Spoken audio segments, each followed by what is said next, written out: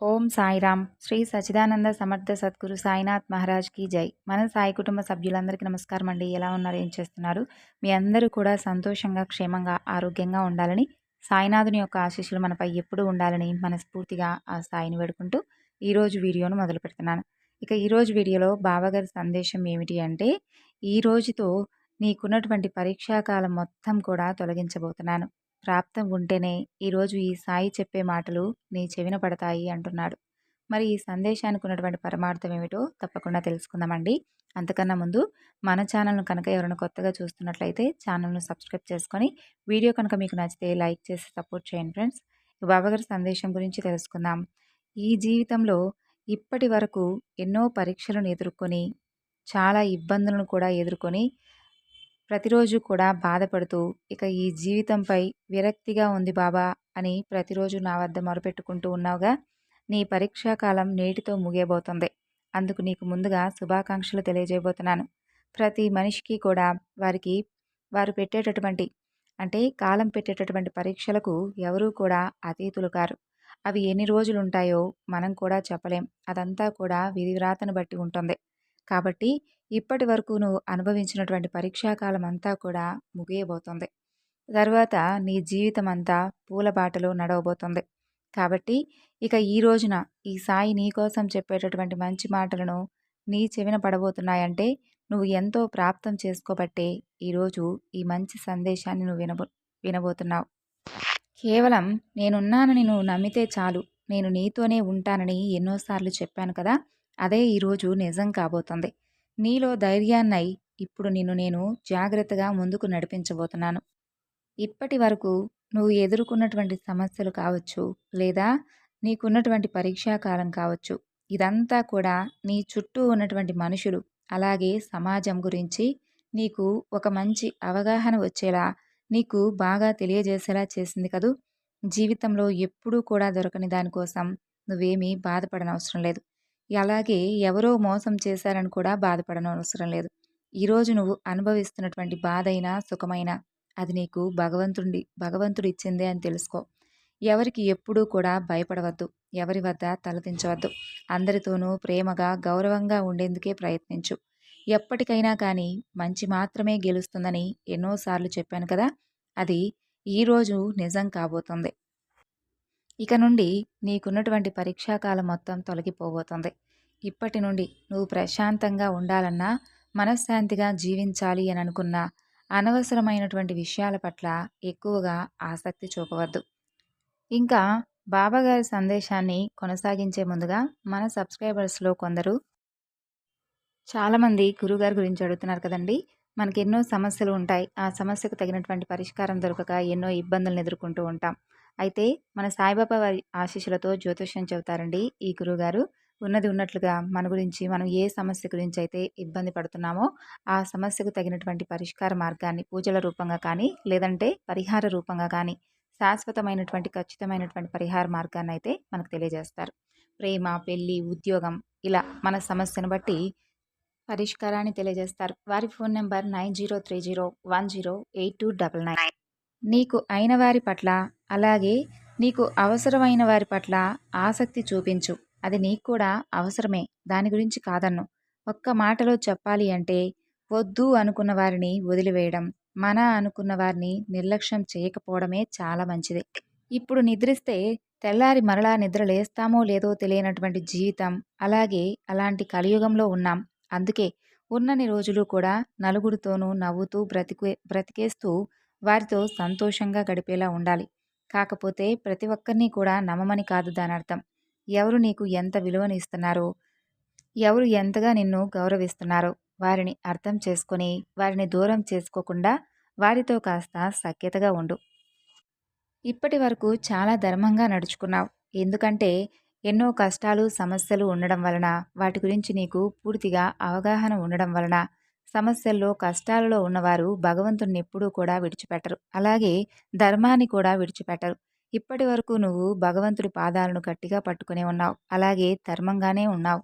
ఇక నుండి నీ జీవితం సంతోషమయం కాబోతుంది. అంటే నువ్వు జాగ్రత్తగా జీవితంలో అడుగులు వేసేటటువంటి సమయం ఇది. అంటే నువ్వు ఆనందంగా ఉన్నటువంటి సమయంలో భగవంతుణ్ణి మర్చిపోవచ్చు. అలాగే ధర్మాన్ని మర్చిపోవచ్చు. కాబట్టి ముందే నేను హెచ్చరించి మరీ చెబుతున్నాను. నువ్వు ఎప్పుడూ కూడా ఒకేలా ఉండేలా, ఒకే మనస్తత్వంతో ఉండేలా, నలుగురిలో ఉన్నప్పుడు కూడా ప్రతి ఒక్కరిని కూడా గౌరవిస్తూ, నువ్వు కూడా గౌరవింపబడుతూ ఉండాలనేదే నా కోరిక. కాబట్టి ధర్మంగా నడుచుకునే వారిని అధర్మం ఎప్పుడూ కూడా వెంటాడదనుకో. ఒకవేళ వెంటాడినా భగవంతుడు వెంట ఉండి కాపాడతాడు. ఇదైతే నిజం. ఈ కఠినమైనటువంటి పరీక్షలు ఎన్నాళ్ళు బాబా?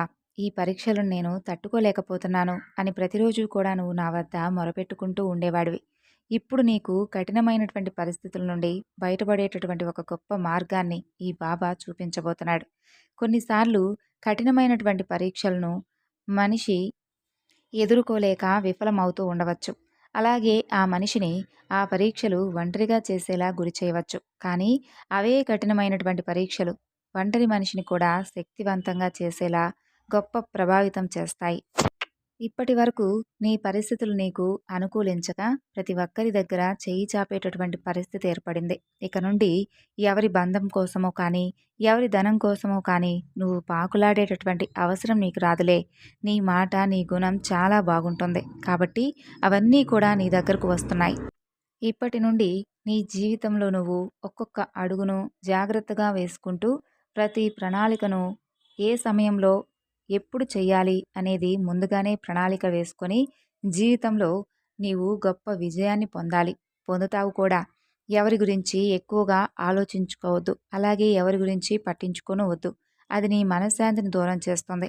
కాకపోతే నీకు ఇన్ని రోజులు కూడా చాలా బాగా అంటే నీ చుట్టూ ఉన్నవారు కావచ్చు, నీ శ్రేయోభిలాషులు కావచ్చు, నీ స్నేహితులు కావచ్చు, నీ మంచి కోరి ఎవరైతే నీకు ధైర్యాన్ని కల్పించారో వారిని మాత్రం ఎట్టి పరిస్థితిలోనూ మర్చిపోవద్దు.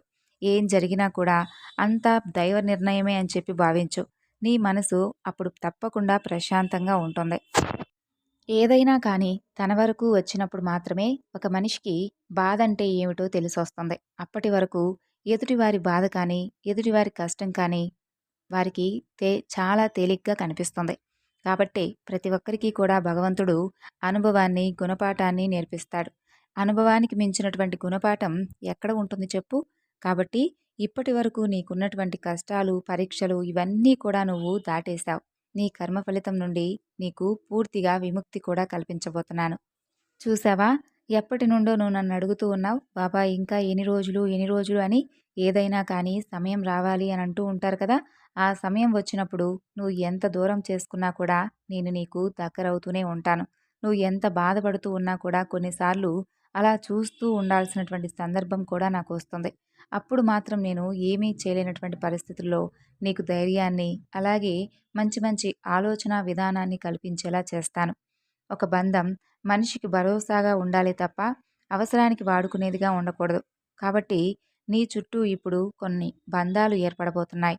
ఆ బంధాలను నువ్వు జాగ్రత్తగా వాళ్ళందరితోనూ సఖ్యతగా ఉంటూ ప్రతి ఒక్కరిని కూడా ప్రేమిస్తూ ప్రతి ఒక్కరితో కూడా ఆనందంగా ఈ జీవితాన్ని సాగించు. ఎప్పుడు ఎవరితోనూ ఎలాంటి కలహాలు పెట్టుకోవద్దు. ఒకవేళ వారు నీపై ఏదైనా కానీ కోపం తెచ్చుకున్నా వారితో నవ్వుతూ మాత్రమే సమాధానమివ్వు. దానివలన నీకు, నీ కుటుంబానికి ఎలాంటి నష్టము కానీ, ఎలాంటి కీడు కానీ జరగదు. ప్రతి ఒక్కరిని కూడా ప్రేమిస్తూ ఉండమని చెబుతున్నాను. ప్రతి ఒక్కరితో కూడా సంతోషంగా ఉండు అని చెబుతున్నాను. అది నీకే మంచిది. సమస్యలు, కష్టాలు, కన్నీళ్ళు ఇవి ఎప్పుడూ కూడా మన చుట్టూ ఉండేవే. కాకపోతే వాటి గురించి మనం ఎక్కువగా ఆలోచిస్తూ ఉన్నప్పుడే మన మనసుకు ప్రశాంతత అనేది దూరం అయిపోతుంది. కాబట్టి ఇక నుండి నీకు ఎలాగో కష్టాలు, అలాగే పరీక్షలు ఇవన్నీ కూడా తొలగిపోబోతున్నాయి. కాబట్టి నీ మనసుకు ముఖ్యమైనది ప్రశాంతత. అది అది ఉంటే ఎంత డబ్బు లేకపోయినా, అలాగే ఏ బంధం లేకపోయినా, ఎవరు లేకపోయినా కానీ సంతోషంగా ఉండవచ్చు.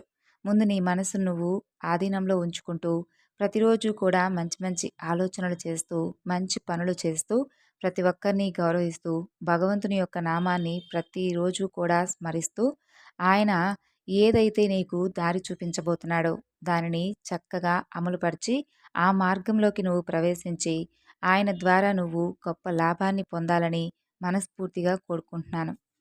పిచ్చి ఆలోచనలతో నీ మనసు ఎంతో అతలాకుతలమైపోయింది. నీ మనసుకు కాస్త ప్రశాంతత లభించాలని బాబా రూపంలోనే ఈ సందేశాన్ని నీకు అందించానని అనుకో. ఇప్పటికైనా కానీ కన్నీరు కార్చకుండా, నీ ముఖంపై, పెదవులపై చిరునవ్వును తొలగించుకోకుండా ఆనందంగా జీవించాలని మనస్ఫూర్తిగా కోరుకుంటూ ఈ సాయి నుండి సెలవు తీసుకుంటున్నాడు. సో విన్నారు కదండీ బాబాగారి సందేశం. ఈ సందేశం మీ అందరికీ కూడా నచ్చిందనుకుంటున్నాను. నచ్చితే తప్పకుండా మరికొంతమందికి షేర్ చేయండి. మరొక చక్కని బాబాగారి సందేశంతో మరలా కలుసుకుందాం. అంతవరకు నమస్కారం. ఓం సాయిరాం. సర్వేజన సుఖినో భవంతు.